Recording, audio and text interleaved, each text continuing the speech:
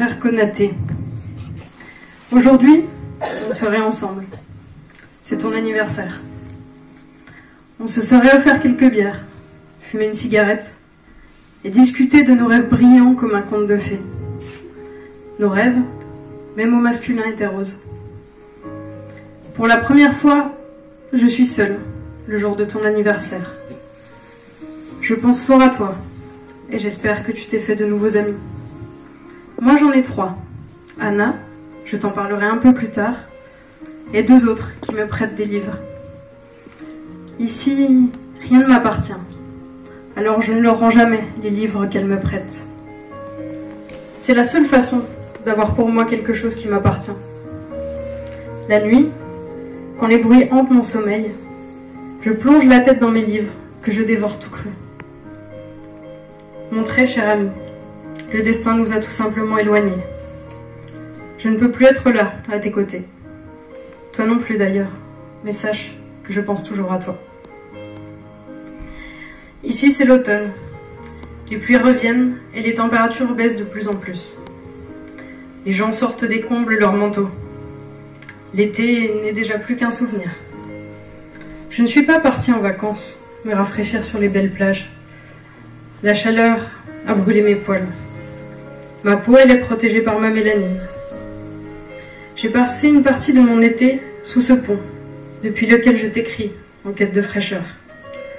D'ici, j'entends les bruits des voitures, les vibrations du tramway, les piétons qui se bousculent, les clics des briquets sur la terrasse d'à côté, les chants de quelques manifestants qui s'époumonnent, les poings levés, les bruits de la France. Ces bruits font partie de mon quotidien ici, Konaté. Ils me poursuivent partout. Dans la queue, pour accéder au service, sur ma chaise dans les transports, à l'école, à l'église, au marché et jusque dans mon sommeil. Un quotidien de combattant, dont je t'épargne les détails. Cet été, ces bruits étaient beaucoup plus troublants. En effet, une minorité de la France a brandi un autre discours dans le langage politique public. Cette minorité, elle tente de faire croire aux autres que le chômage, c'est moi, que l'inflation, c'est moi, que la pauvreté, c'est moi, que la précarité, c'est moi, que c'est moi le problème. Mais c'est mal me connaître, Konaté. D'ailleurs, cette France-là, elle n'a jamais voulu me connaître. Pour elle, je suis l'autre, le différent. Je n'ai jamais vu une France aussi divisée. Pour cette minorité, la différence et la couleur ne font pas partie de sa France.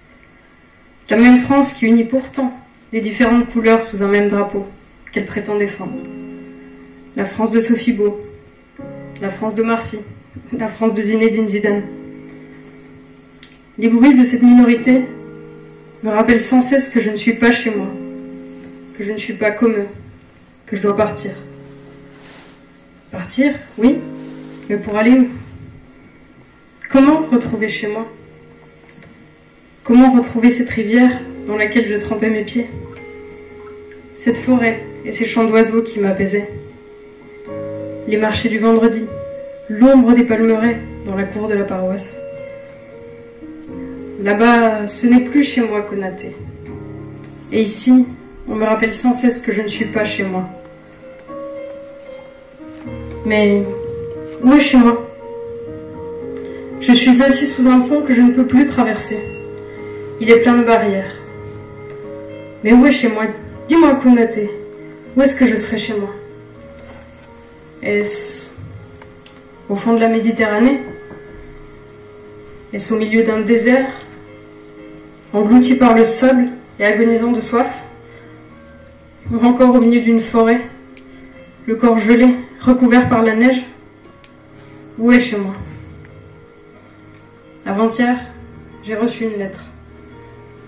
Sur l'enveloppe était écrit « République française », la fameuse obligation de quitter le territoire français. Mon frère, j'ai pleuré toute la nuit à l'idée de ne plus revoir Anna. Elle qui me disait toujours que je serais un bon citoyen quand j'aurai mes papiers. Qu'on pourrait enfin se marier sans que sa famille ne s'y oppose. Un grand mariage dans un parc. Je n'aurai pas le courage de lui annoncer la triste nouvelle. Le cœur d'Anna est trop fragile pour le supporter. Je partirai en silence pour ne pas la voir pleurer dans mes bras. Moi qui, désormais, dois disparaître. L'amour d'Anna n'y peut plus rien. C'est déjà officiel dans une lettre.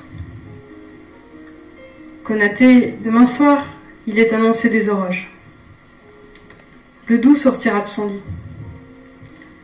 Je reviendrai dormir sous ce pont pour que ces eaux m'emportent. J'aurai au moins servi à quelque chose. Nourrir le fond des océans, comme des milliers d'autres, noyés dans la Méditerranée. Ma fin sera écologique, Konaté. Mon frère, puisqu'à ton prochain anniversaire, je ne serai plus présent, promets-moi que tu jetteras quelques roses dans l'océan. Elles me parviendront et j'en serai très heureux. Je te remercie pour ces années d'amitié et j'espère te revoir au paradis. Adieu, Konaté.